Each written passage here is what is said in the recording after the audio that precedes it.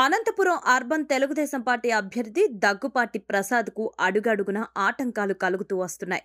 ఎన్నికలు సమీపిస్తున్న సమయంలో మాజీ ఎమ్మెల్యే ప్రభాకర్ చౌదరి అసమ్మతి వర్గాలతో శనివారం ఎమ్మెల్యే అభ్యర్థి దగ్గుపాటి ప్రసాద్ ఆధ్వర్యంలో సమావేశం నిర్వహించారు.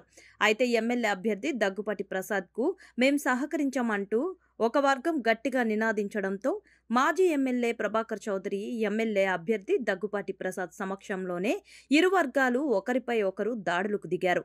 ఈ దాడుల్లో కొందరు కార్యకర్తలు గాయపడినట్లు సమాచారం.